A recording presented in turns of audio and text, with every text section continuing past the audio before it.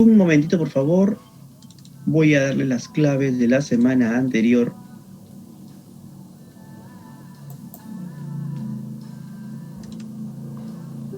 Estamos ya en la semana 3, ¿no? Sí, profe. Nos toca ver semana 3, ¿no? Así es, así es. Un momentito, por favor.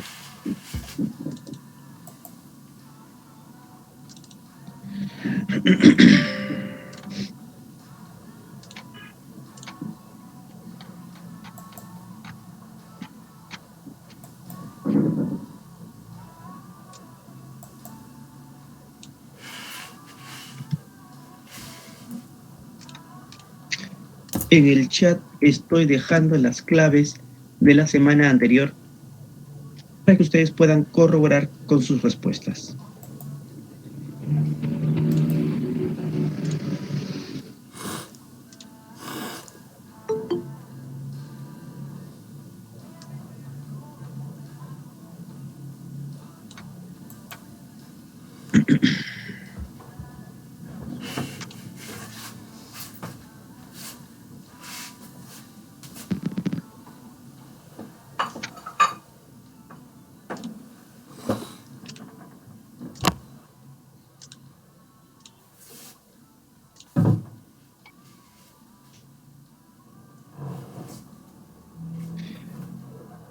Estoy compartiendo pantalla, indíqueme por favor si es que se está viendo el tema de la semana 3.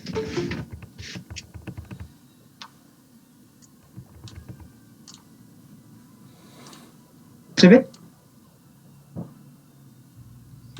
¿Se ve mi diapositiva?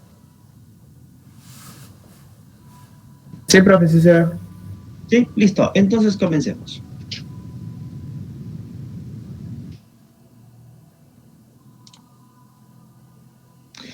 Bien. Estamos iniciando el tema de la semana 3, filosofía antigua. 2. Hoy veremos los dos últimos periodos del pensamiento antiguo griego.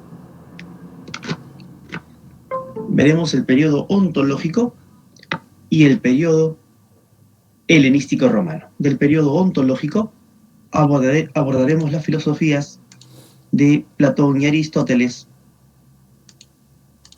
y del periodo helenístico romano veremos las escuelas helenístico-romanas.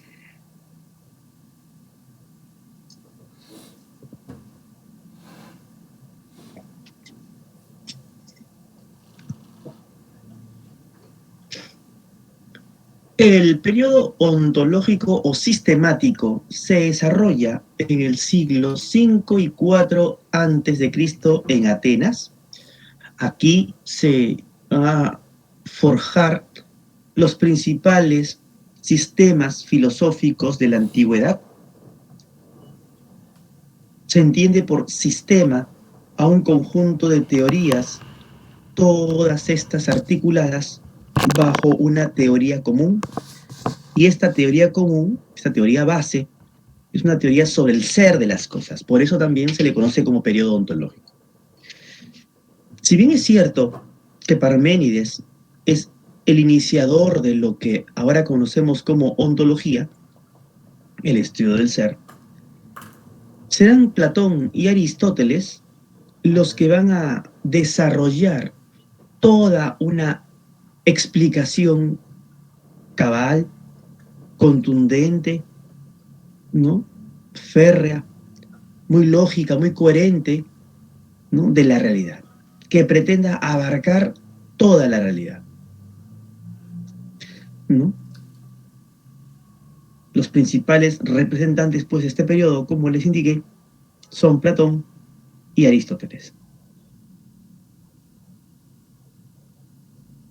Aquí tenemos a Platón señalando con su dedo hacia arriba, indicando que la verdad está en el mundo de las ideas. Y aquí tenemos a Aristóteles señalando más bien con su mano que la verdad está en el mundo sensible.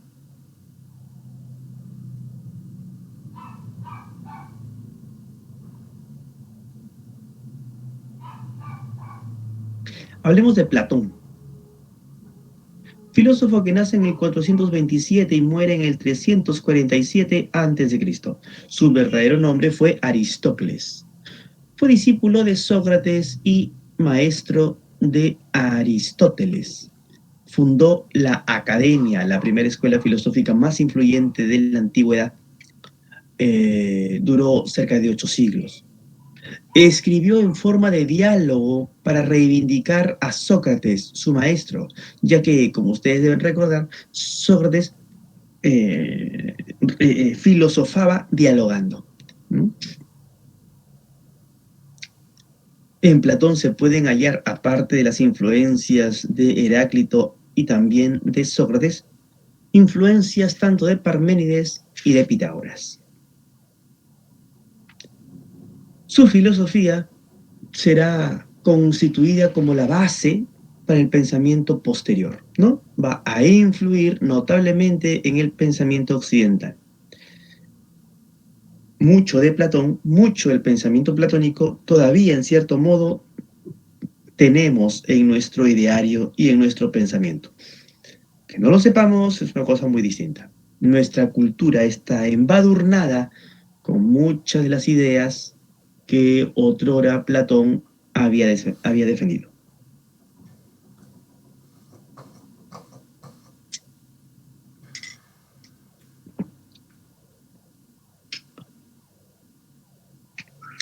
Entender el pensamiento de Platón no es tan sencillo, porque estamos ante un autor que desarrolló todo un sistema. Por supuesto que para poder comprender el sistema platónico hay que abordarlo desde su base. Y su base es una ontología dualista, ¿no? Es decir, es una idea según la cual la realidad la conforman dos formas de existencia, dos formas de mundo. Para poder entender que hay dos mundos, ¿no? Entonces Platón desarrolla en su obra La República, en la parte 7, una especie de mito, metáfora o alegoría, que se le conoce como alegoría de la caverna o mito de la caverna. En realidad, la obra de Platón muestra muchos mitos, pero este es el más famoso. ¿En qué consiste esta alegoría de la caverna? ¿De qué va? ¿Y por qué Platón la formuló? Aquí tenemos una imagen, moderna, claro está, de la alegoría de la caverna de Platón, ¿no? En la que se puede vislumbrar dos espacios. Un espacio subterráneo y un espacio, ¿no? El espacio de la superficie. En el espacio subterráneo hay ciertas personas y en el espacio de la superficie hay pocas personas.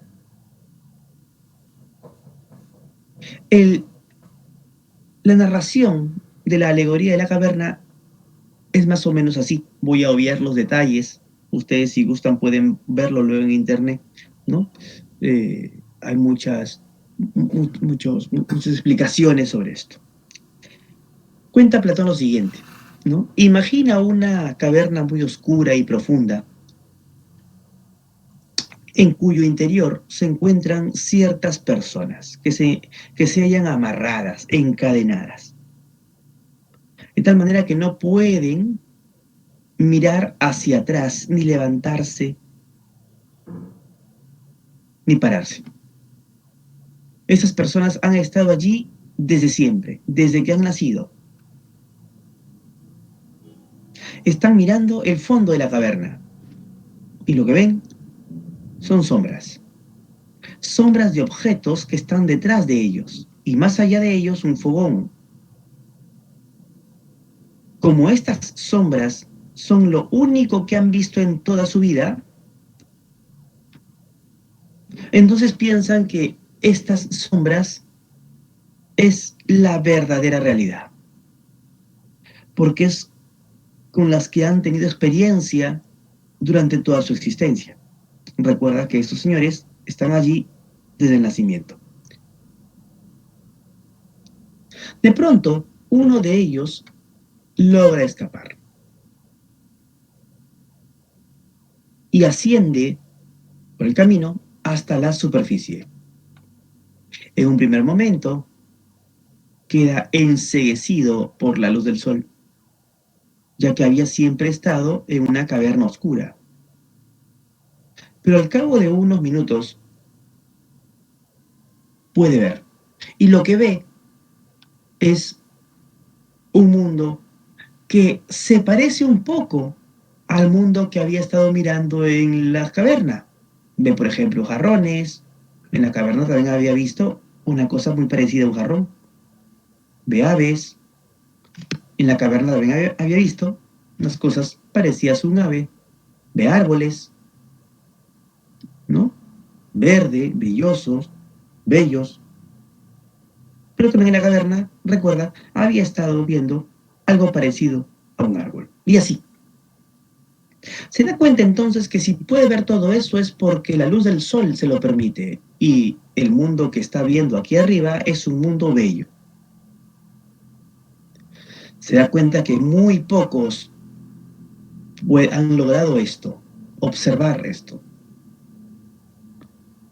Decide regresar a la caverna para contarles a sus amigos que en realidad lo que están viendo aquí en la caverna no son más que sombras, cosas imperfectas, que esto no es la verdadera realidad como se había pensado,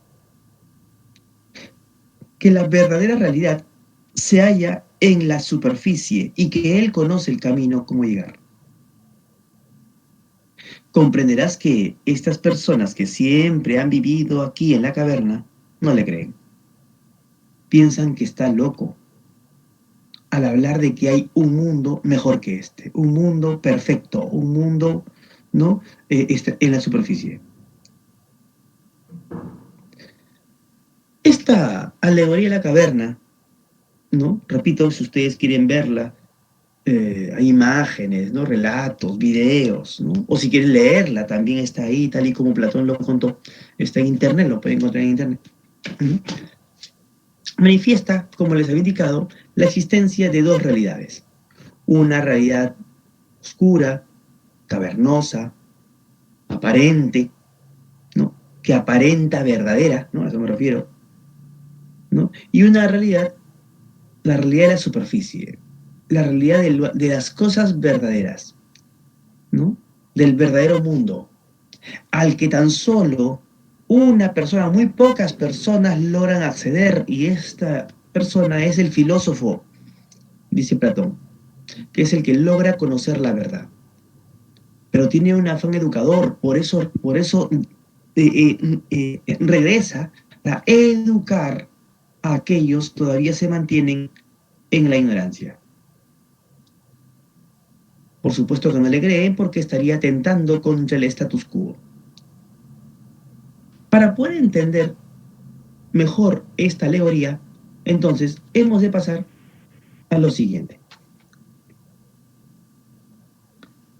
Hablemos de la ontología de Platón. La ontología es dualista, porque, como ya les había indicado, él nos habla de dos mundos, de dos formas de existencia, el mundo sensible y el mundo de las ideas. El mundo sensible es un mundo material, particular, temporal, mutable, imperfecto, espacial, ¿no? Entre otras cualidades. Es el mundo de las cosas que percibimos. Es el mundo de las cosas que nos rodean.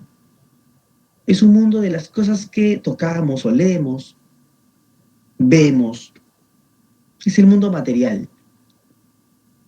En este momento, observa la habitación en la que te encuentras y notarás que las cosas que tienes a tu alrededor son cosas materiales.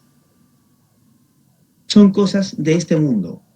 Son cosas particulares porque el libro que ves es ese libro que ves. La taza que tocas es esa taza que tocas.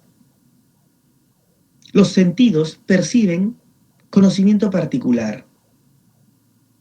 Es temporal, en el sentido de que hoy existen, antes no existían y en el futuro dejarán de existir. ¿No? Claro, el libro que yo veo en este momento en mi cuarto existe hoy, pero antes no existía y en el futuro también, en el futuro dejará de existir. Por eso es un mundo de cosas temporales. Es un mundo de cosas cambiantes, mutables. Claro, ¿no? El árbol que está en el parque y que yo puedo ver cambia, está creciendo todos los días. El viento, ¿no?, la somete con su fuerza y las hojas y las ramas se mueven. Las plantas crecen. Cada vez que yo cojo un libro, ¿no?, se va gastando, se va envejeciendo, se va ensuciando. Una taza se puede romper, etc. Entonces, las cosas de este mundo material, son cosas cambiantes. Y claro, como las cosas se pueden romper, pueden envejecer, pueden marchitarse, ¿no? Las plantas, por ejemplo, los seres pueden morir. Entonces, es un mundo de cosas imperfectas. Porque a lo perfecto no le tendría que pasar nada. Pero como estamos en un mundo mutable y cambiante, entonces estamos ante un mundo de cosas imperfectas.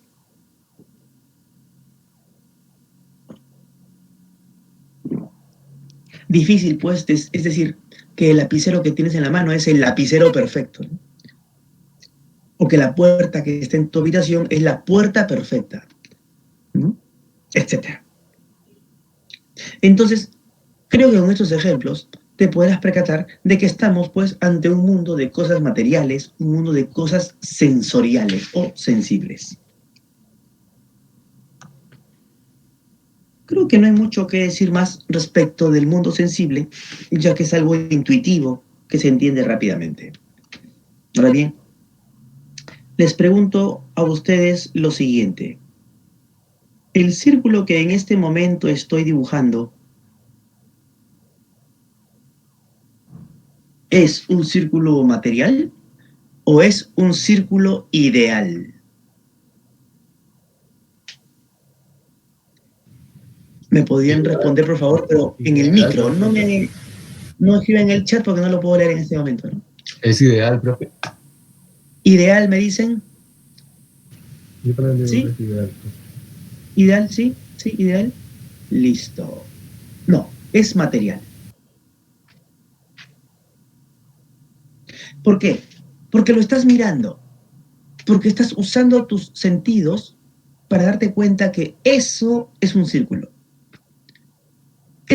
Es material. Porque existe debido a una computadora y debido a una tableta electrónica.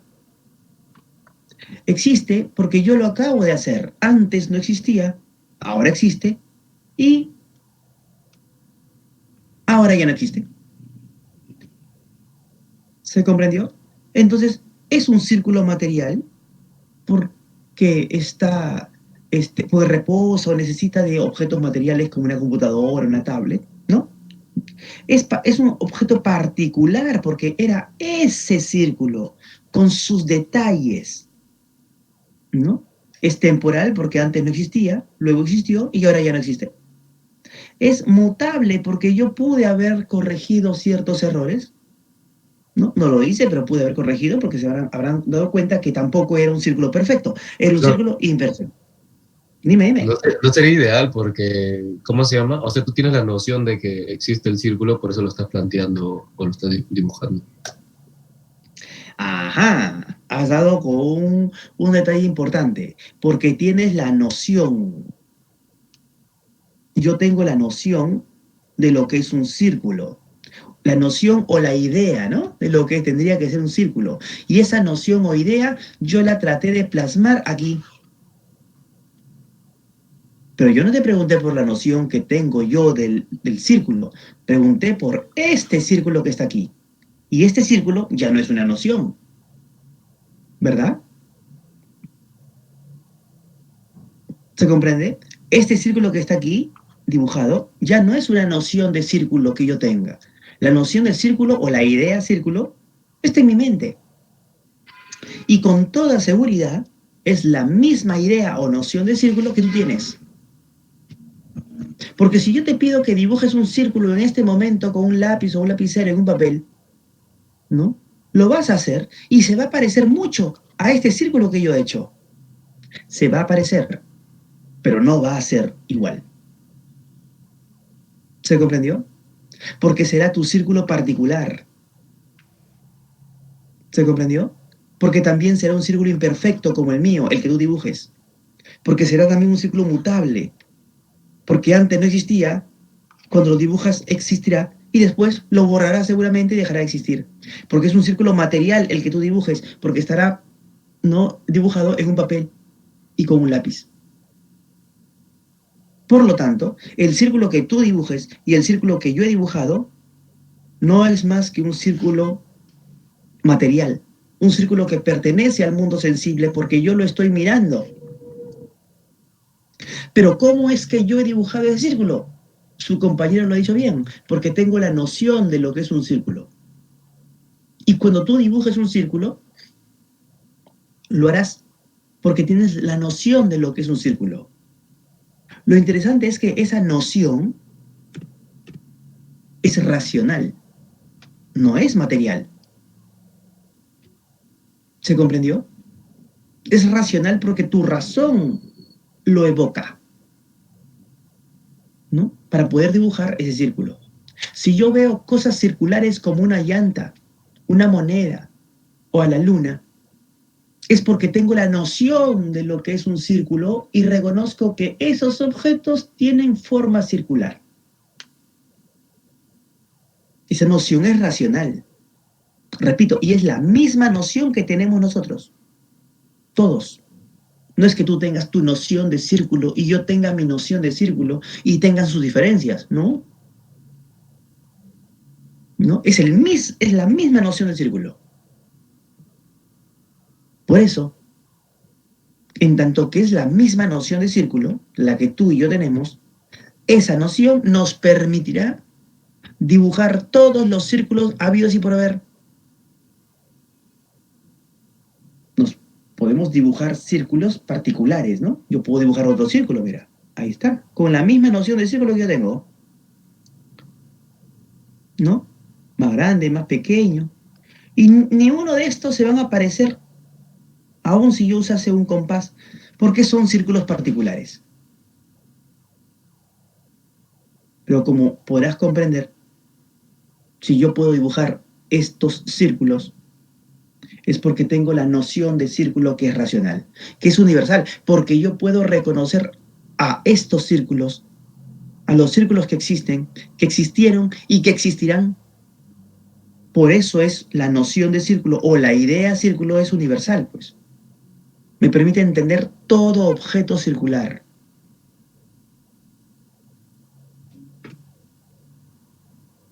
La noción de círculo o la idea círculo es eterna. Es decir, no es algo que yo he inventado. El círculo que yo he inventado es este que está aquí. Ese es el círculo que yo he inventado, este. Yo lo acabo de hacer, tú lo acabas de ver. Pero la noción círculo o la idea círculo, esa no la he inventado. Tú no la has inventado. El hombre no la ha inventado. Y si en este momento desapareciesen los hombres de la faz de la tierra, este círculo que está aquí seguirá siendo círculo. Seguirá teniendo la forma de círculo.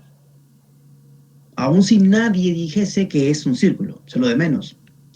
Pero esta forma seguirá siendo un círculo, porque seguirá participando de la idea círculo. Así que la idea círculo es así, no desaparece nunca. Se mantiene, no ha tenido creación ni tendrá final. Es eterna. La idea círculo es inmutable.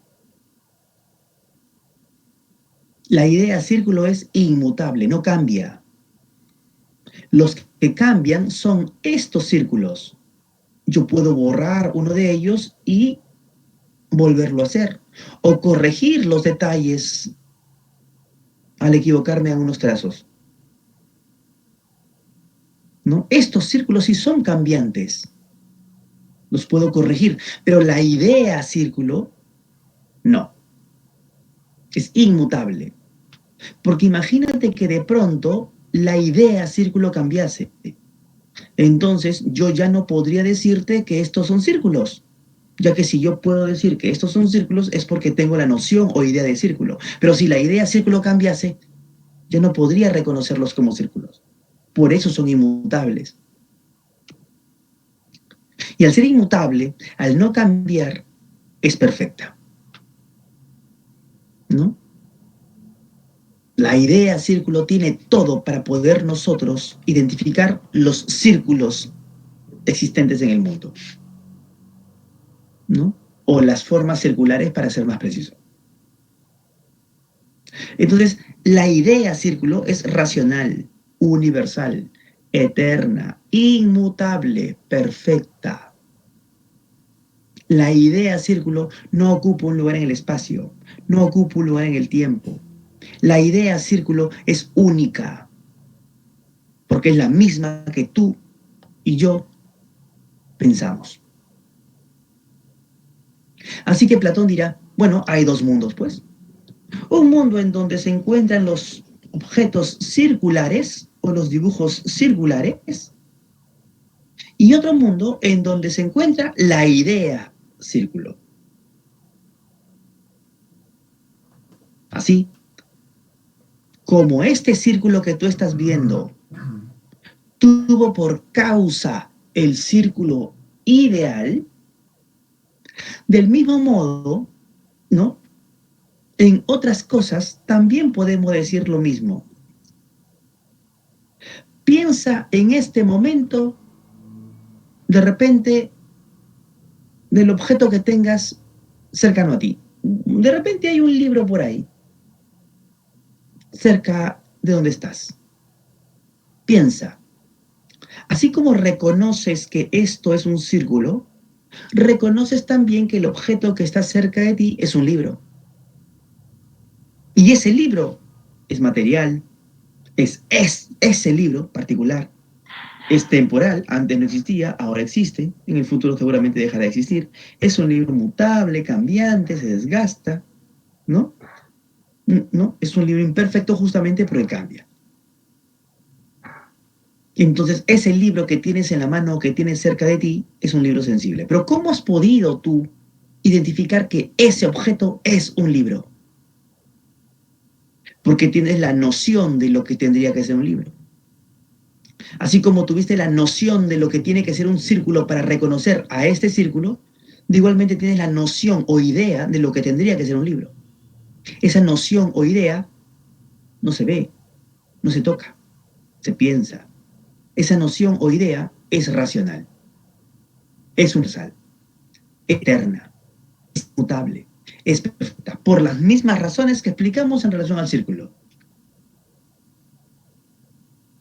Esa idea de círculo, perdón, esa idea de libro te permite a ti reconocer a todos los libros del mundo que existen, que existieron y que existirán. Esa idea del libro que tienes en este momento no la has creado. No la has creado. ¿No? Esa idea que tienes del libro es inmutable. La idea, libro, no cambia, pues. ¿No? Y por tanto es perfecta. Porque contiene todo lo que tendría que ser un libro. ¿Se comprendió? Y así como te acabo de dar el ejemplo del libro, te puedo dar el ejemplo del caballo, del gato, de la piedra, del río, de cualquier cosa. Por eso es que Platón nos dice que hay todo un mundo de cosas materiales, pero también hay todo un mundo de cosas ideales. A las cosas materiales las conocemos mediante los sentidos, a las cosas ideales las conocemos mediante la razón. Usualmente pensamos, dice Platón, que el mundo verdadero es el mundo que nosotros podemos ver y tocar, ese que está allí. Y en ese sentido, somos como aquellas personas que estaban encadenadas en la caverna, que por haber sido lo único que veían, pensaron que esas sombras era el mundo real, ¿no? Pero ya han accedido, diría Platón, mediante esta explicación al mundo de las ideas. Y Platón nos diría, ya se ha entendido que hay otro mundo al que se accede mediante la razón, que al principio es un poquito difícil comprender, como la luz del sol que nos enceguece al salir de una caverna oscura, pero que tras los ejemplos dados podemos vislumbrar ese mundo real, ese mundo verdadero, ese mundo racional. Y es un mundo verdadero porque es la causa del mundo material. Porque la noción o idea círculo causa el círculo que podemos ver y tocar. Porque la idea o razón libro causa el libro que nosotros podemos ver en este momento. Porque la idea o noción árbol causa al árbol que podemos ver en el parque. Porque el mundo de las ideas es el mundo que causa el mundo material, ¿no? Y como lo inmutable no cambia, ¿no? Lo perfecto no cambia, porque si lo perfecto cambiase, se tornaría imperfecto. Y si algo que se vuelve imperfecto, entonces no pudo haber sido antes perfecto. Por lo tanto, el mundo de las ideas es perfecto, y al ser perfecto es verdadero. Este es el mundo verdadero, el mundo de las ideas. Por lo tanto, el mundo sensible es tan solo un mundo aparente, pues aparenta ser verdadero. El libro que tienes a tu costado aparenta ser un libro verdadero. La puerta que tienes al frente aparenta ser la puerta verdadera. Pero en realidad, la verdad estaría en ese mundo de las ideas. Este es, pues, entonces, el idealismo objetivo de Platón, en donde las ideas son como objetos fuera del sujeto. Por supuesto, yo dije hace un momento que si el ser humano desapareciese de la faz de la Tierra, este círculo seguiría participando de la idea círculo. Lo que significa que la idea círculo no es algo que está en mi mente, es algo que está fuera de mi mente. Y mi mente tan solo la ha capturado, la ha entendido para poder entender a este círculo que estoy mirando. Por eso es que las ideas son como objetos fuera del sujeto. Así como el árbol que está en el parque está fuera de mí y yo lo conozco mediante los sentidos, del mismo modo, la idea árbol estaría fuera de mí y yo lo conozco mediante la razón, pero fuera de mí. ¿Se comprendió? Por eso es que al pensamiento de Platón se le conoce como idealismo objetivo. Hasta aquí, ¿alguna pregunta? ¿Algo que no se haya comprendido?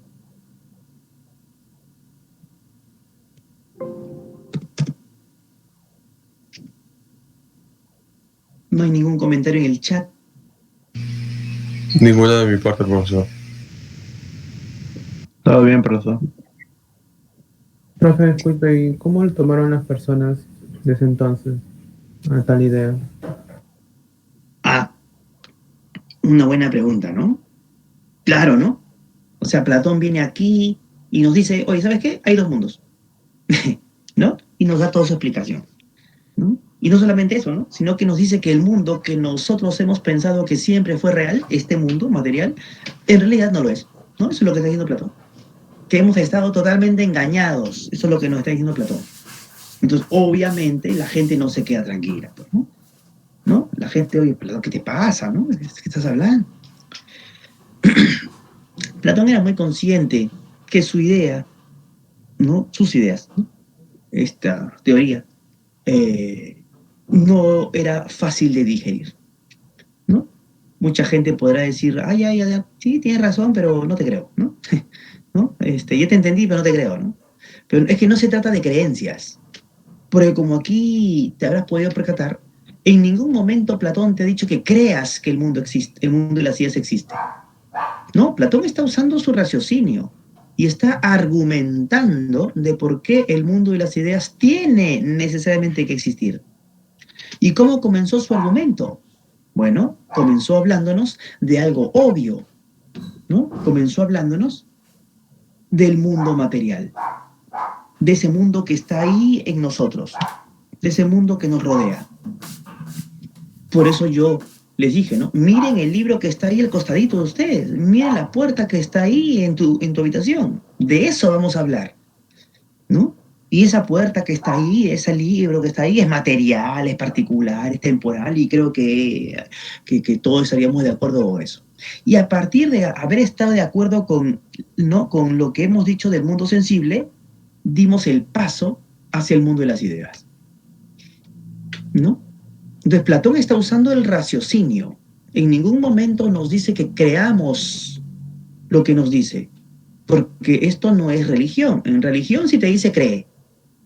En filosofía se argumenta. Y los argumentos suelen ser a veces tediosos, lentos, porque lo que se quiere es evitar cualquier detalle que quede sin explicación. Por eso la filosofía de la ontología, ¿no? Esta teoría de las ideas de Platón, ¿no? En esta me he detenido. ¿Y qué pensaba la gente de la época? Bueno, muchos lo tomaron como una filosofía interesante, ¿no? Pero que media alocada, ¿no?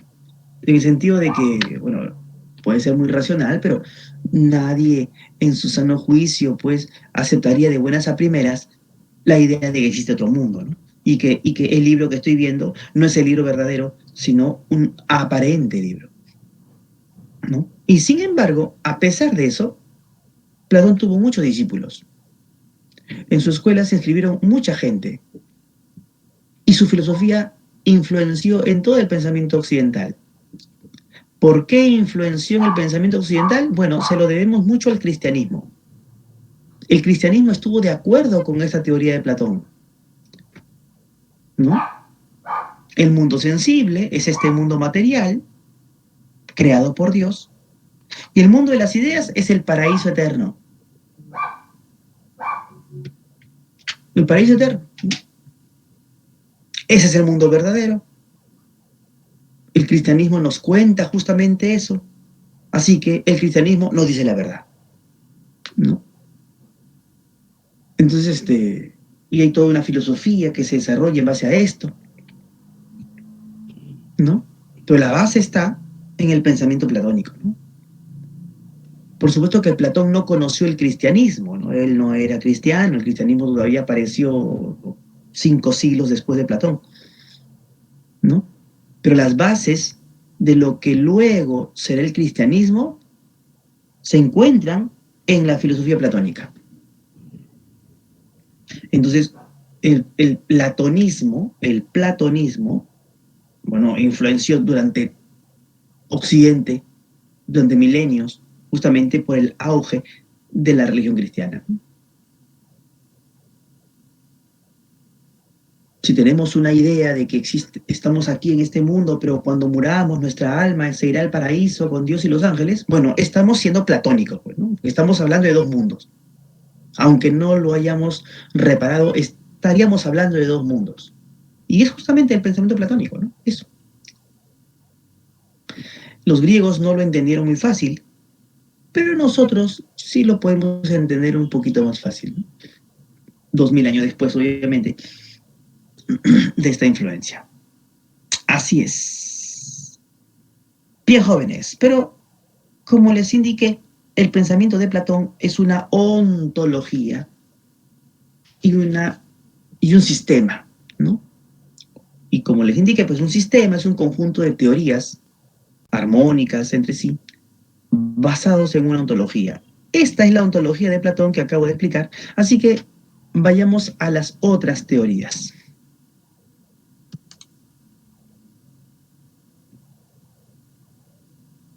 ¿Qué nos dice Platón sobre lo que es el hombre? ¿Y qué nos dice Platón sobre lo que es el conocimiento, su antropología y su gnoseología? Así como la realidad es dual, hay un mundo material y un mundo ideal, lo mismo, el hombre es un ser dual. Como ustedes se podrán percatar, Platón aquí ya empieza a deducir. Somos un ser dual, tenemos alma, y con esta alma tenemos intelecto, memoria, imaginación. El alma no se ve. Sabemos que el alma tiene que existir porque reflexionamos sobre ella, ¿no? Así que el alma tiene todas las características de lo que sería una idea o esencia de las cosas, porque Platón cuando habla de ideas está hablando de esencias, ¿no? Pero también tenemos un cuerpo, y el cuerpo es material, es nuestro cuerpo particular, es imperfecto, cambia, ¿no? Muere, ¿no? Y habiendo entendido que el mundo de las ideas es el mundo verdadero, entonces entendemos rápidamente que el hombre, en realidad, es básicamente alma. Lo verdadero de nuestro ser es el alma, no el cuerpo. El cuerpo se degrada, el cuerpo se enferma, el cuerpo es temporal, el cuerpo muere. El alma no. El alma, por el contrario, es eterna, pues las ideas son eternas, ya lo explicamos. El alma es perfecta, pues las ideas son perfectas, ¿no? Y así. Entonces, ¿no? Lo verdadero de nosotros es el alma, puesto que lo verdadero es el mundo de las ideas. Pero cuando nosotros todavía no nacíamos, nuestra alma, que es eterna, se hallaba en el mundo de las ideas. Y como las ideas son eternas y verdaderas, entonces el alma, nuestra alma, lo conocía todo, eternamente todo, la verdad de lo eternamente todo. Pero cuando el alma se unió a nuestro cuerpo y nacimos, entonces el alma se estaba uniendo a algo imperfecto. El cuerpo es imperfecto. Y el alma, al unirse a algo imperfecto, entonces el alma también se imperfeccionó. Porque es lo que sucede, ¿no? Cuando tienes ropa limpia que huele muy bien y ropa sucia que huele muy mal y lo entreveras, ¿no? ¿Qué sucede? ¿La ropa limpia empieza a oler mal o la ropa sucia empieza a oler bien? ¿Qué es lo que sucede? Sucede que la ropa limpia empieza a oler mal. Bueno, el alma, lo perfecto, cuando se une al cuerpo, lo imperfecto, es el alma la que sufre imperfección. Y parte de esa imperfección se deja notar en el olvido. El alma olvida mucho de lo que sabía cuando estaba en el mundo de las ideas. Porque recuerda que cuando el alma está en el mundo de las ideas, lo conoce todo. La verdad de todo. Pero cuando el alma se unió al cuerpo, se olvidó. Entonces, cuando nosotros nacemos y empezamos a experimentar el mundo, ¿no? Y ver las cosas del mundo, pensamos que estamos conociendo el mundo, cuando en realidad lo estamos recordando. Cuando tú viste el círculo que dibujé, tu alma recordó la idea círculo y se dio cuenta que ese dibujo que yo hice se parecía mucho a la idea círculo. Cuando tú ves un árbol, tu alma recuerda la idea árbol y se da cuenta que ese árbol se parece mucho a la idea árbol. Y lo mismo con todas las demás cosas. Por lo tanto, el conocimiento simplemente es un recuerdo. Esa es la teoría de la reminiscencia, su teoría nociológica, su teoría sobre el conocimiento. El alma, al ser eterna, lo conoce todo. Al unirse al cuerpo se corrompe, pero al observar las cosas sensibles del mundo empieza a recordar. Por lo tanto, conocer es solo recordar.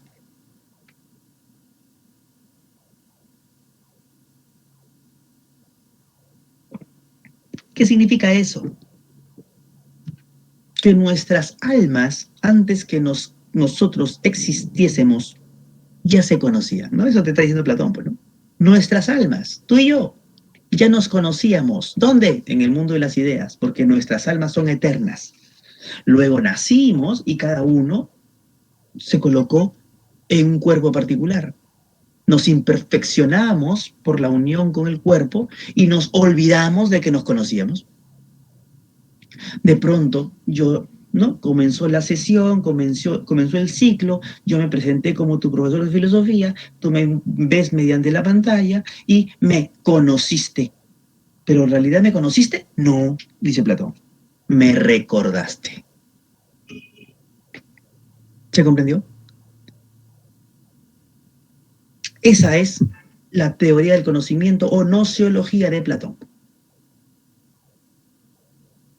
Como ustedes se dan cuenta, simplemente Platón está deduciendo de lo que ya se explicó en la teoría de las ideas.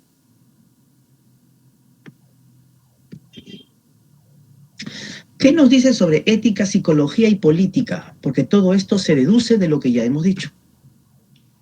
Habíamos afirmado de que entre el alma y el cuerpo, en el hombre, el alma es lo importante, porque el alma es lo verdadero, el cuerpo no. Así que Platón, ¿no?, va a darle mucho énfasis al estudio y reflexión sobre el alma, no sobre el cuerpo. El alma es perfecta cuando se halla en el mundo de las ideas, ya lo dijimos, pero cuando se une al cuerpo, sufre imperfección. Y parte de esa imperfección es el olvido, ya lo dijimos, pero también el alma se divide en tres partes.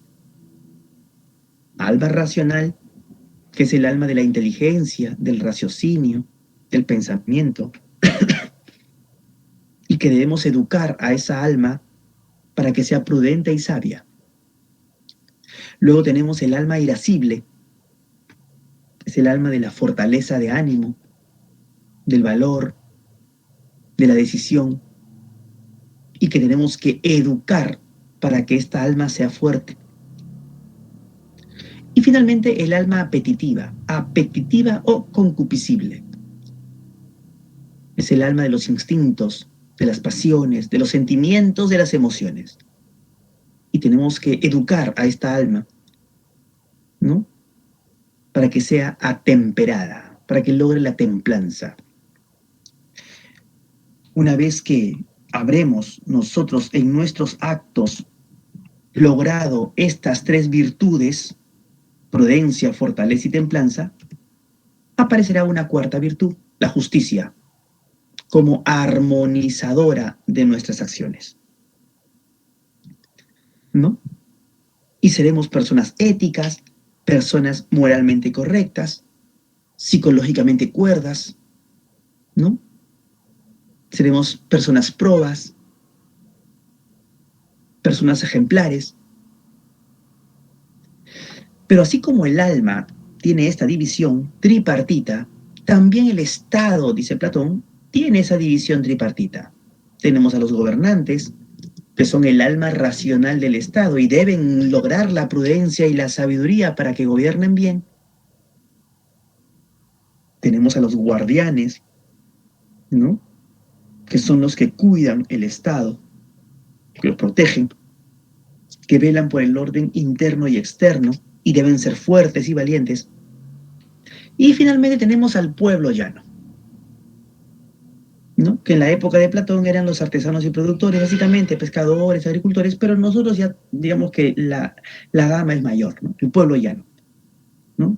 Es el alma apetitiva del Estado y debe ser atemperado,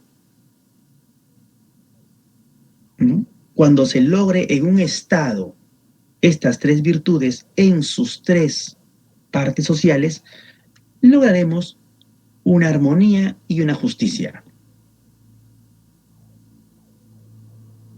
Y habrá un equilibrio entre el Estado y sus componentes, los ciudadanos, lográndose así lo que Platón llama estado ideal, el estado perfecto, en donde el filósofo o los filósofos han de ser los gobernantes, ¿no?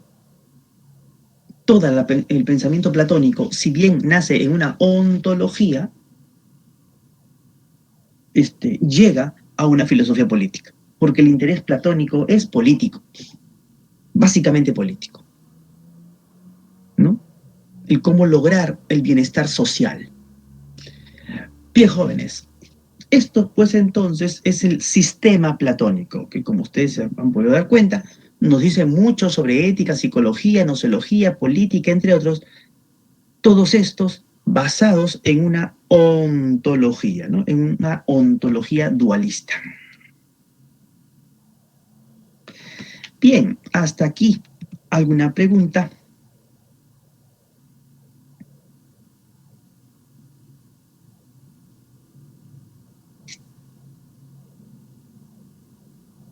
Todo claro, profe.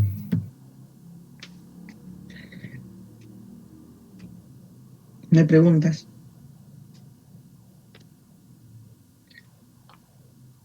Entonces, ¿están de acuerdo con que Platón diga que conocer es recordar? ¿No? ¿Están de acuerdo con que Platón diga que el alma tiene tres partes? ¿No? Si no hay preguntas, entonces me imagino pues que están de acuerdo, ¿no? Recuerden que en filosofía siempre hay que ser crítico, ¿no? Estar atentos, ¿no? ¿Por qué Platón dice tal cosa? ¿No? Algo debe haber ahí, pues, ¿no? Algo debe haber ahí. Si no, porque si lo de Platón fuese correcto, bueno, pues entonces todo el mundo creería en eso, ¿no? Es bastante difícil pensar pues que el conocimiento es simplemente recordar, ¿no? O sea, todo lo que te estoy contando aquí, si antes pensaste que no lo habías conocido, pues entonces sí lo habías conocido, ¿no? En el mundo de las ideas, te diría Platón. Un pensamiento un poco extraño, pero ahí está, Platón. Hablemos del discípulo más importante de Platón, Aristóteles. Nace este autor en el 384 y muere en el 322 a.C. Fue además maestro de Alejandro Magno. Aristóteles fundará la segunda escuela filosófica más importante de la antigüedad, el Liceo. A diferencia de la Academia de Platón, en la que solamente entraban ciertas personas que tenían conocimientos previos en matemática, en el Liceo entraba cualquiera, todo aquel que quería saber. Aristóteles, a diferencia de su maestro Platón, quien se dedicaba a pensar en las ideas, Aristóteles se dedicó sobre todo en estudiar el mundo sensible, porque Aristóteles no estará de acuerdo en que hayan dos mundos. Para Aristóteles solo hay un mundo y es este, ¿no? Aristóteles, justamente porque se interesa en este mundo como único y verdadero, será el iniciador de muchas disciplinas de investigación, que posteriormente se convertirán en ciencias.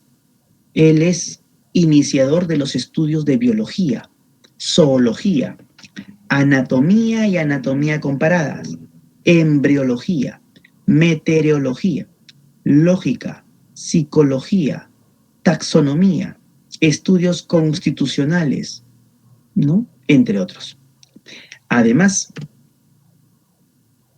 las principales teorías que van a mantenerse vigentes durante más de 2000 años, ¿no? Sobre física, química, biología y astronomía, también fueron o se iniciaron en la reflexión aristotélica, ¿no? Por supuesto que todo lo que dijo sobre biología, bueno, no todo sobre biología, pero sí sobre lógica, sobre psicología, perdón, ¿no?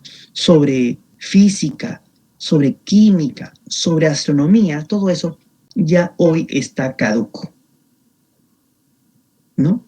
Por eso a ti en el colegio, en la pre y en la universidad no te van a enseñar la física aristotélica, no te van a enseñar, ¿no?, la astronomía aristotélica, porque eso todo está caduco. O sea, sabemos hoy que Aristóteles estaba totalmente equivocado, ¿no?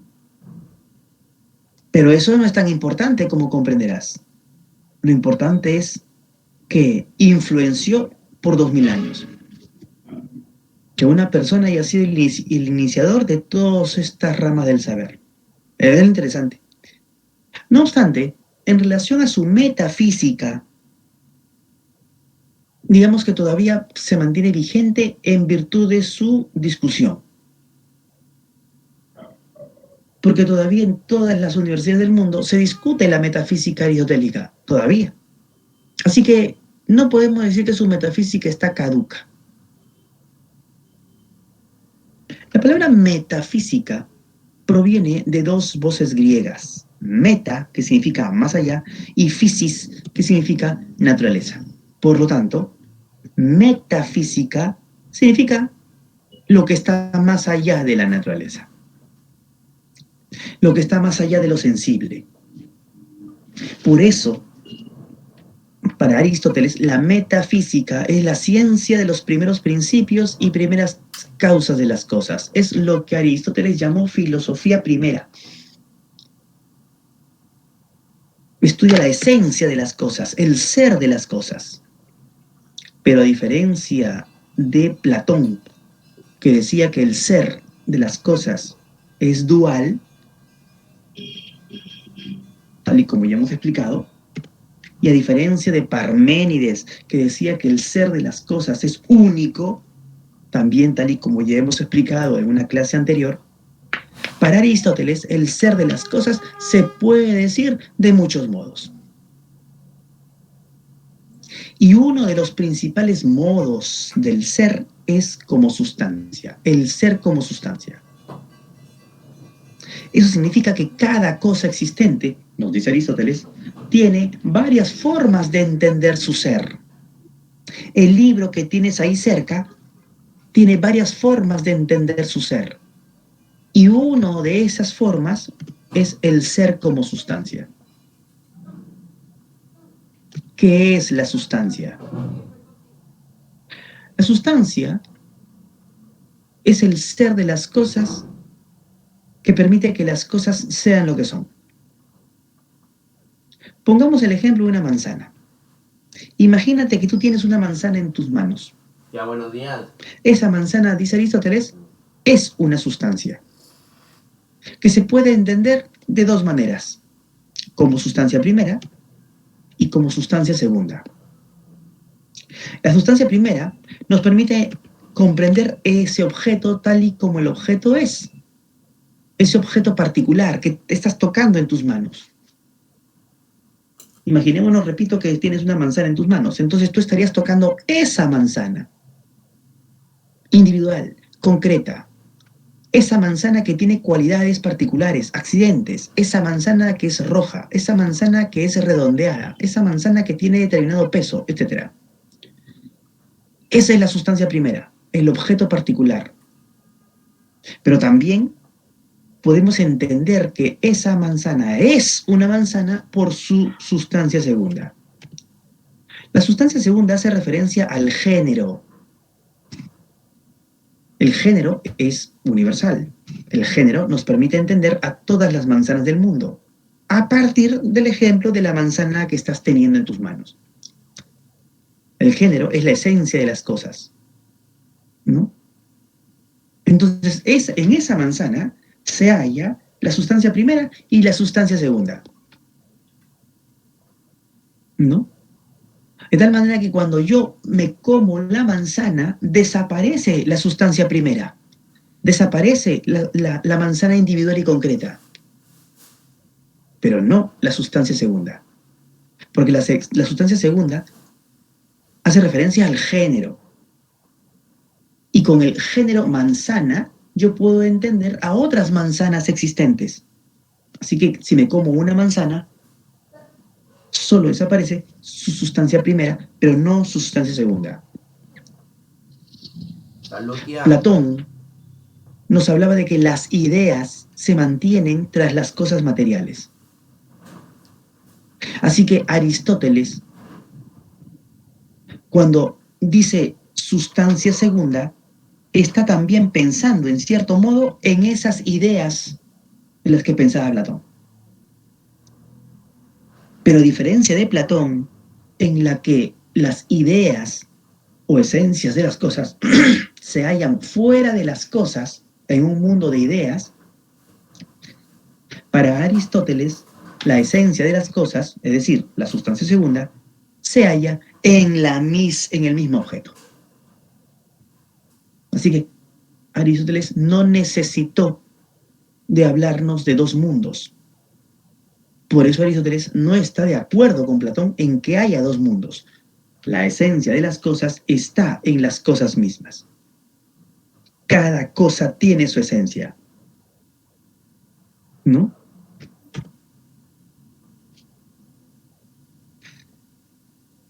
Otra teoría que calza también con la teoría de las sustancias de Aristóteles es la teoría hilemórfica. El hilemorfismo es un término que se constituye de dos términos griegos, hile, que significa materia, morfé, que significa forma. Eso significa que todo lo que existe está compuesto de materia y forma. El libro que tienes ahí cerca es material, pero tiene una forma. Su forma es la esencia que nos permite identificar que ese objeto es un libro. Pongamos el ejemplo de que al frente tuyo haya una silla como esta. Esta silla es material. La materia que lo compone, en este caso, es la madera. ¿No? La madera puede cambiar. Con esa madera se hace una silla, pero se pudo haber hecho una puerta o cualquier otra cosa. La materia tiene la propiedad del cambio. Pero tú reconoces que esto es una silla no por la materia con la que está constituida, sino por su forma. Su forma es su esencia. Es lo que determina lo que es el objeto. ¿Se comprendió? Por lo tanto, la teoría hilemórfica nos dice, ¿no?, que la forma o esencia de las cosas no está fuera de las cosas, como decía Platón, sino está en las cosas mismas. Y no solamente eso, sino que son indisolubles, no se pueden separar. Yo no veo materia por allá y las formas por el otro lado. Es imposible. Toda materia de por sí ya posee una forma. Por eso son indisolubles. Esta es la teoría hilemórfica. Todas las cosas están compuestas de materia y forma de tal modo que son indisolubles, no son separables.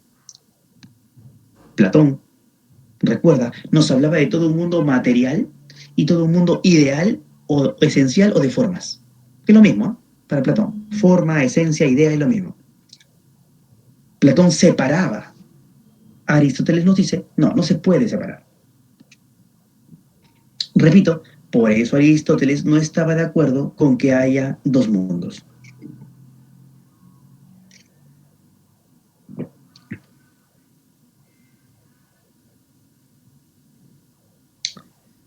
Antes de continuar, hasta aquí, ¿alguna pregunta? El chat sí, sigue como lo dejé a las 8:02 de la mañana. ¿Alguna pregunta respecto de lo que hasta ahora hemos visto en Aristóteles? Profe, Ustedes se disculpe, pueden- ¿podría volver a explicar cómo es materia y forma son indisolubles? Fácil. ¿Tú ves materia y solo materia por la calle? No. Toda materia que ves, la ves siempre con alguna forma, ¿no? Yo puedo decir que esa piedra que veo en la calle es material, sí, pero esa piedra tiene una forma determinada. Entonces, materia y forma siempre estarán unidas, no las puedo separar. Y así con cualquier otro objeto. Básicamente es eso, ¿no? Básicamente es eso. Ok, profesor, gracias. Listo. Bueno, ¿alguna pregunta? Nada. Continuamos.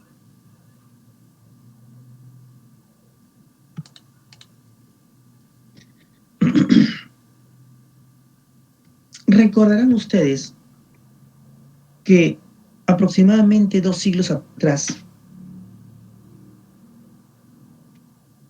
desde la época de Aristóteles me refiero, ¿no? Dos pensadores, Heráclito y Parménides, discutían sobre si el cambio existe. Para Heráclito sí existe y para Parménides no existe. Recordarán que aparecieron los filósofos pluralistas, Empédocles, Anaxágoras, Demócrito, para intentar conciliar estas posturas. Luego aparece Platón, que también intenta conciliar las posturas de Heráclito y Parménides, hablándonos de dos mundos. Pero como Aristóteles no estaba de acuerdo, también se mete en el problema. Quiere Aristóteles dar solución al problema del cambio. ¿Realmente existe el cambio o no existe? ¿Realmente existe como lo dijo Heráclito o no existe como lo dijo Parménides? Aristóteles estará de acuerdo en que el cambio existe, pero tiene que demostrar que el cambio existe. No se trata de creer que existe. No se trata de decir simplemente que existe. No, tiene que demostrarlo, tiene que argumentarlo. Los argumentos de Parménides a favor de la inexistencia del cambio fueron argumentos contundentes, muy lógicos. Fue una ontología. Aristóteles va a construir otra ontología para explicar que el cambio existe. Habíamos dicho previamente que el ser de las cosas se dice de muchas maneras. Eso lo dijo Aristóteles, ¿no? De muchas maneras. Que una de las principales maneras es el ser como sustancia, pero también existen otros modos de ser. El ser en acto y el ser en potencia. Las cosas también son ser en acto. Es decir, las cosas son lo que son.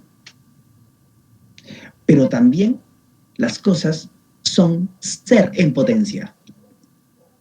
Porque las cosas también pueden ser. Las cosas entonces tienen la cualidad de ser y tienen la cualidad de poder ser. Observa una semilla. Una semilla es una semilla en acto. Pero también es un árbol en potencia. Porque puede ser un árbol. Tú eres joven en acto, pero también eres anciano en potencia, porque puedes ser anciano. Tú eres preuniversitario en acto, pero eres universitario en potencia, porque puedes ser universitario. ¿Se comprendió? Entonces las cosas son, pero también las cosas pueden ser. Por lo tanto, las cosas tienen su ser en acto y su ser en potencia. Las cosas están en un lugar, pero también las cosas pueden estar en otro lugar. Acto y potencia. Habiendo entendido entonces que las cosas tienen estas dos formas de ser, ¿qué es el cambio o movimiento? Aristóteles responde, es el paso del ser en potencia al ser en acto. ¿Cómo se entiende esto? Imaginémonos que tenemos o vemos un carrito, ahí está. Podemos decir que este carrito en acto está aquí, en este lugar, en acto. Pero en potencia, el carrito está acá. Porque puede estar acá. ¿Qué es el cambio o el movimiento? Es el paso del ser en potencia al ser en acto. Porque ahora el carrito en acto está aquí. Ese paso, ese tránsito es el movimiento. El paso del ser en potencia al ser en acto. Así, cuando una semilla se está transformando en planta, se está dando el paso del ser en potencia al ser en acto. Cuando tú ingreses a la universidad, se estará dando el paso del ser en potencia al ser en acto. De ser en potencia universitario, te conviertes en acto universitario. Ese cambio, ese movimiento, ¿no? Se explica por estas dos formas de ser. Cuando vemos que todo se mueve, que una pelota corre por ahí, que un niño está creciendo, que una taza se rompe, cualquier cambio o movimiento es el paso de su ser potencial al ser actual de las cosas. Por lo tanto, desde esta ontología, Aristóteles estará de acuerdo en que el cambio existe.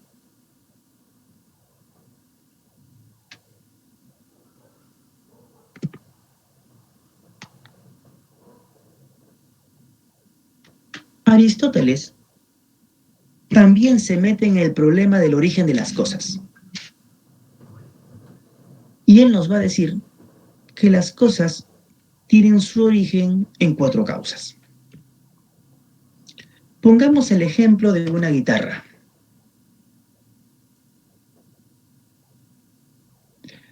Esta guitarra, ¿cómo es que existe? Se pregunta Aristóteles. Bueno, primero porque está hecha de materia. Esa es su causa material, ¿no? La madera, el nylon de las cuerdas, el fierro de los clavijeros, el pegamento, qué sé yo. Luego, existe porque alguien transformó esa madera en guitarra. Esa es la causa eficiente, el trabajo del luthier. El luthier es la persona que hace guitarras. Pero el luthier solo pudo haber transformado esa madera en guitarra si es que antes tenía en su mente cómo debería ser una guitarra. ¿No? Esa es la causa formal. Y finalmente, si la guitarra existe, es por algo. Porque quiere, ¿no? El luthier la hizo para venderla o para él, porque quiere tocar sus canciones, qué sé yo. Esa es la causa final. Para Aristóteles, todas las cosas existen por alguna finalidad. Por alguna razón. Con pan con palta. A esa postura, según la cual todo lo que existe, existe por algún motivo, todo lo que existe, existe por alguna finalidad, ¿no? Se le llama teleologismo. Por eso la filosofía de Aristóteles es teleológica, de la palabra telos, que significa objetivo o fin. Observa las cosas que tienes en tu habitación y ponte a pensar en las 4 causas aristotélicas que hicieron posible que cada cosa exista. La puerta que tienes en tu habitación existe por 4 causas también. La causa material es la madera o el fierro, qué sé yo, ¿no? El vidrio, qué sé yo, no sé cómo será tu puerta. La causa eficiente, el carpintero, el herrero, ¿no? El que hizo la puerta. La causa formal, la forma de la puerta que se quería para tu puerta, ¿no? Y la causa final, ¿cuál fue? Bueno, pues, ¿no? Tu cuarto necesitaba una puerta y tus padres mandaron a hacer una puerta, ¿no? O la compraron, ¿no? Si tu cuarto no hubiese necesitado una puerta, entonces esa puerta que tienes en tu cuarto no existiría. Existiría otra seguramente, ¿no? Pero esa no, en particular esa no. Entonces todas las cosas necesitan de una finalidad.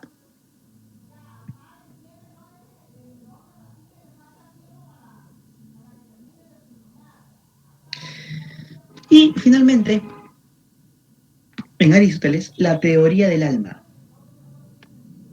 Al igual que Platón, quien nos hablaba de que existen 3 almas en el ser humano, Aristóteles también nos hablará de 3 almas, ¿no? Pero no de la manera platónica. La teoría de Aristóteles no es tan mística como la teoría platónica, es más naturalista. Para Aristóteles, el alma es lo que vivifica la materia. Así, si el árbol tiene vida, es porque tiene alma. Si los animales tienen vida, es porque tienen alma. Y obviamente también el ser humano. Pero hay distinciones. Llama Aristóteles alma vegetativa a aquella alma, ¿no? Digamos, que nos permite la nutrición, el crecimiento y la reproducción. Y como las plantas se nutren, crecen y se reproducen, entonces las plantas tienen alma vegetativa. Pero los animales también se nutren y crecen. El hombre también se nutre, crece y se reproduce. Por lo tanto, todos estos tienen alma vegetativa. Tú tienes alma vegetativa,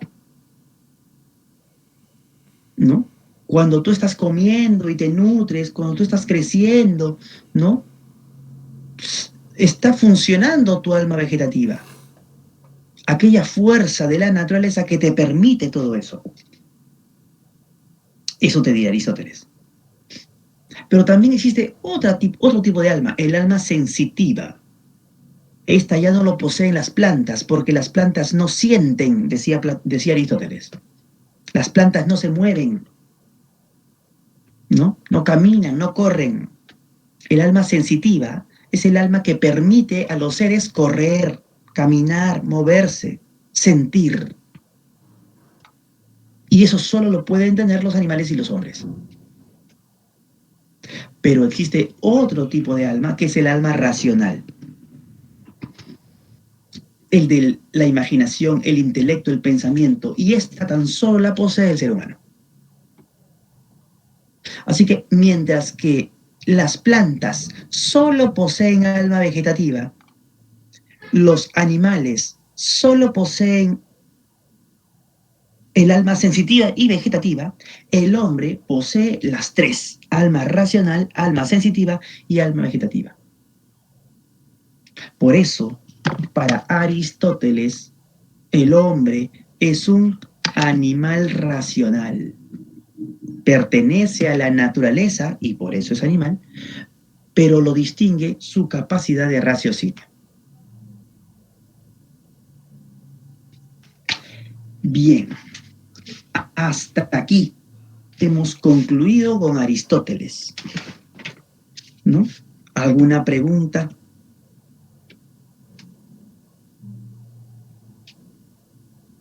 Profesor, buen día. ¿Tuvieron una influencia en sus gobernantes? Porque, como usted dice, Alejandro Magno fue su alumno. Buena pregunta. Buena pregunta. Sí y no. Sí, porque Aristóteles educó a Alejandro Magno cuando éste tenía pues 9 años, ¿no? Entonces, a esa edad, pues, el gran Aristóteles, que ya era grande en esa época, ¿no? Le inculcó el amor al conocimiento, el amor a la filosofía, ¿no? El amor al saber, ¿no? El amor a la investigación, a Alejandro Magno cuando era pequeño. Entonces, esto Alejandro Magno pues siempre lo mantuvo, ¿no? Y se sabe que Alejandro Magno era pues una persona muy culta, ¿no? Valoraba mucho la inteligencia, valoraba la filosofía, ¿no?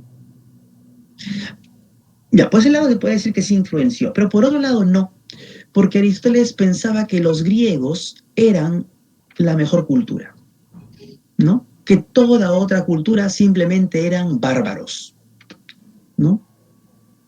Pero Alejandro Magno, viajero incansable, conquistador de otras culturas como la India o como la egipcia, se dio cuenta que esas otras culturas también eran maravillosas, ¿no? Entonces Aristóteles lo que quería era que Alejandro Magno, cuando conquiste, lleve la cultura griega allá, helenice, ¿no? Que influya la cultura griega en esas otras culturas. Pero Alejandro Magno no hizo eso. Alejandro Magno lo que hizo más bien es fusionar culturas, ¿no? Por eso Alejandro Magno cuando llegaba a la India, ¿no? Se vestía como hindú, ¿no? Y eso pues horrorizó a los griegos, ¿no? Se casó con gente de otra cultura y eso horrorizó a los griegos, ¿no? Porque estaba mezclando sangre, digamos, ¿no? ¿No? Estaba equiparando la cultura griega con otras culturas, ¿no? Y no se trataba de equiparar, se trataba de subordinar. Entonces, Aristóteles, pues, en ese sentido, no influenció en Alejandro, ¿no? Alejandro tuvo una visión mucho más amplia, puesto que Alejandro sí conoció esas otras culturas. Aristóteles no fue a la India nunca y no se sabe si fue a Egipto, parece que no, ¿no? Sabía que los egipcios eran una gran cultura, pero para Aristóteles los griegos eran mucho mejor, ¿no? ¿No? En cambio, Alejandro no, pues Alejandro era un guerrero, ¿no? Él no fue filósofo, era un guerrero, ¿no? Y tuvo pues una visión distinta, ¿no? A la de su maestro, ¿no? En ese sentido, pues, entonces, influenció y no influenció en el gobernante Alejandro Magno. Alan Jesús Hernández Rengifo dice, no, profe, no entiendo el no.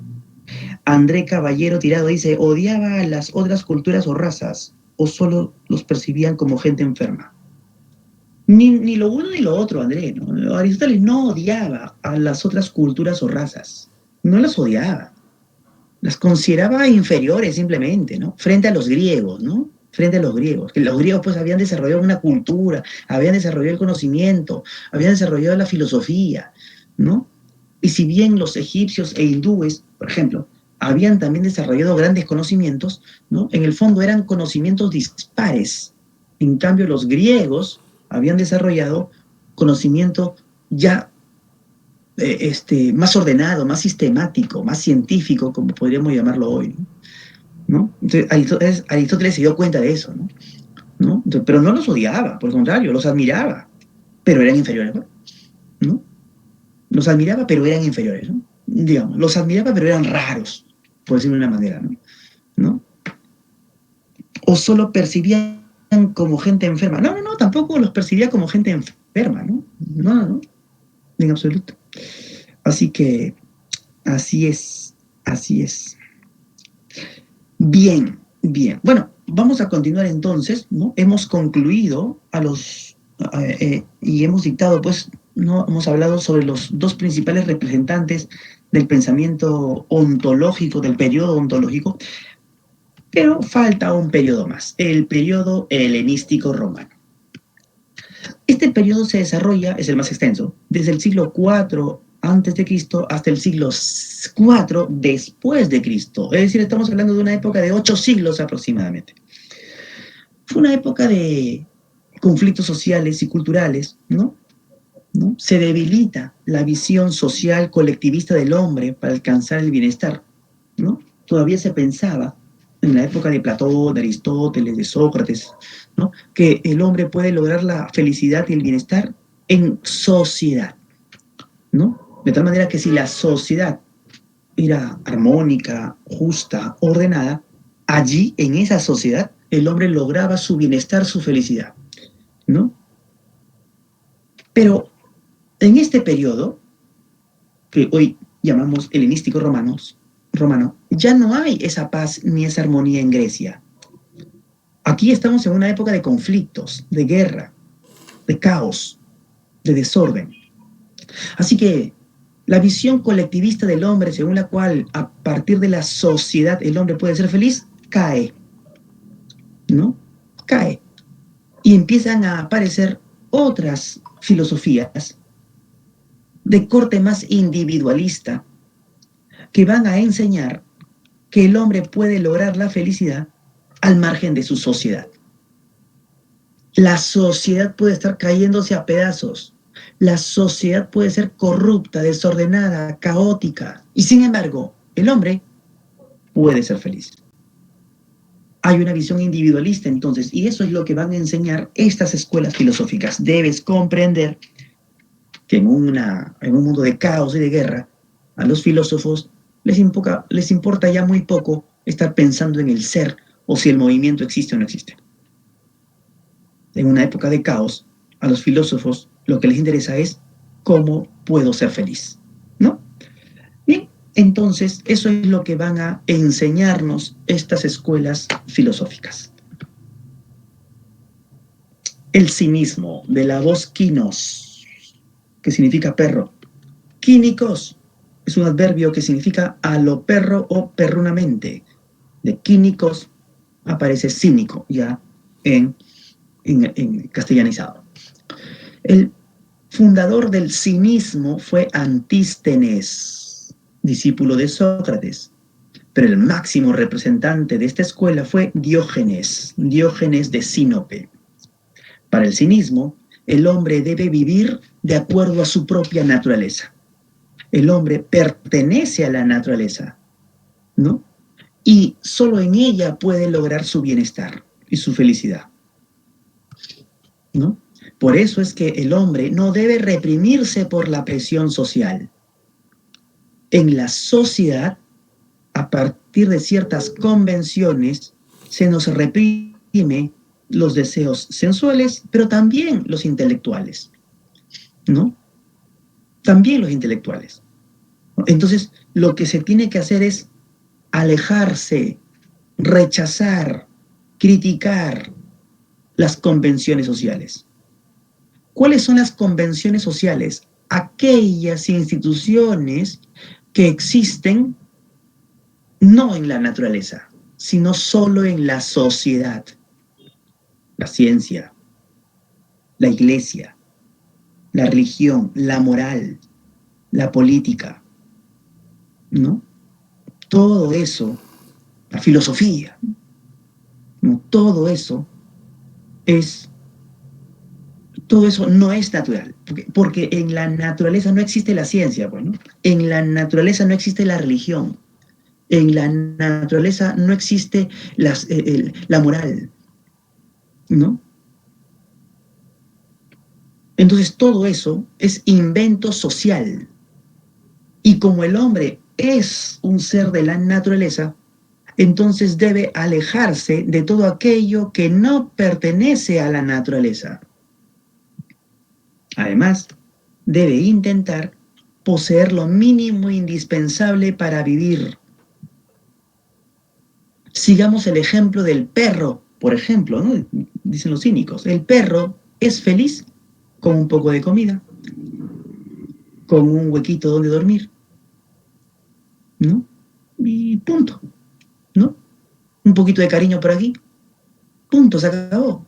No necesita más.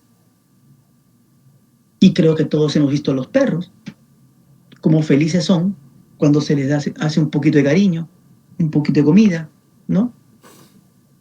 Y cuando tienen un huequito por ahí donde dormir. Punto. No necesitamos celulares de alta gama, autos último modelo, 5 casas, yates. No necesitamos comer pues una comida cara en un lugar lujoso. No, nada de eso.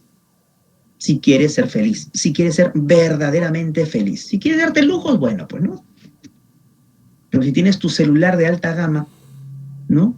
Y te llaman por teléfono en la calle, ahora con tanta delincuencia, no puedes ni contestar el teléfono, ¿no? Y si contestas asustadito, ¿no? Te metes a una farmacia de repente a hablar, mirando a todos lados. ¿Qué clase de felicidad es esa? Te dirían los cínicos, ¿no? Estar inquieto, ¿no? Perturbado porque te puedan robar, ¿no? No puedes contestar ni hablar con esa persona que te llama, ¿no? Tranquilamente, porque no se puede hacer tranquilamente. Entonces, ¿qué clase de vida es esa? Dirán los cínicos, ¿no?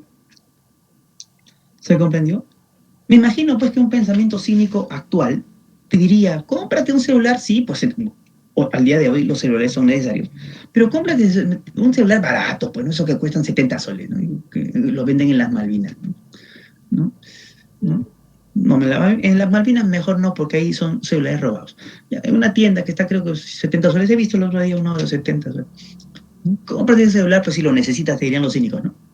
Y habla, ¿no? Desvergonzadamente ahí en las calles con el celular, ¿no? El choro ni te va a robar, porque ese celular, pues, ¿a cuánto lo venderá? A 10 soles. ¿No?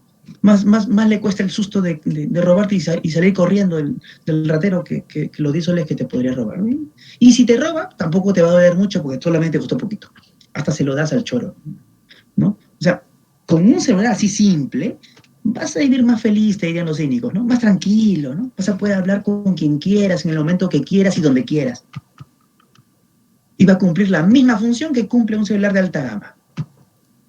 Porque créeme que los celulares de alta gama, es cierto, tienen un montón de funciones, pero la mayoría de personas no usan todas esas funciones, ¿no?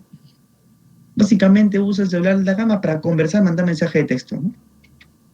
Y si quieres ver TikTok y tipo de cosas, pues anda a internet, ¿cómo se llama? A la computadora, en tu casa con tranquilidad, ¿no? Me imagino pues que un filósofo cínico nos recomendaría eso al día de hoy, ¿no?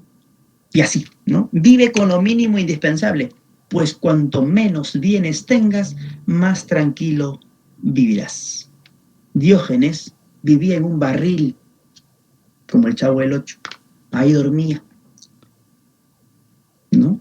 Tenía una mantita que le servía para el frío en invierno y en días de verano no se ponía nada, ¿no?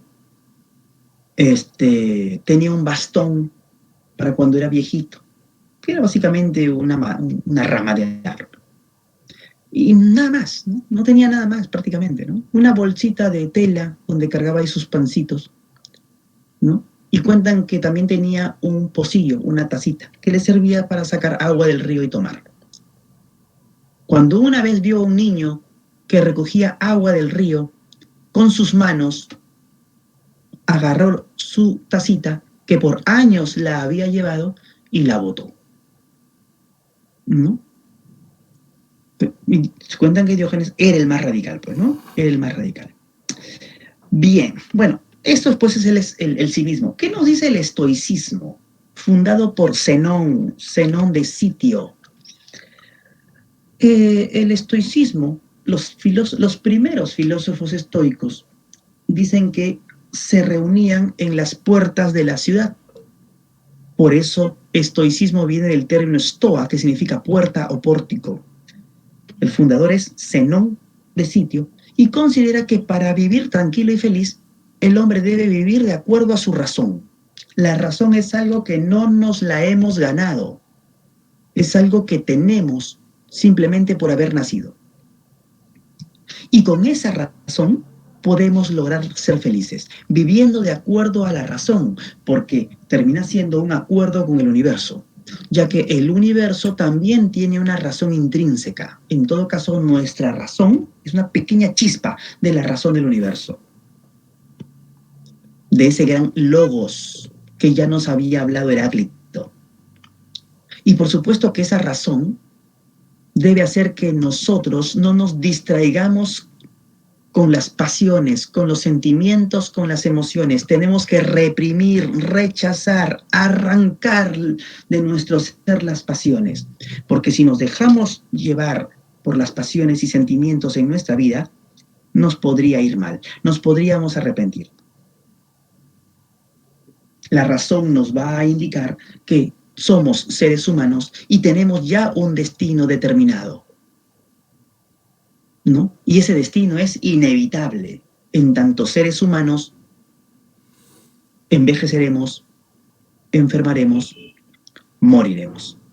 Ese es nuestro destino. No hay nada que hacer ahí. No podemos eludir la vejez, no podemos eludir la muerte.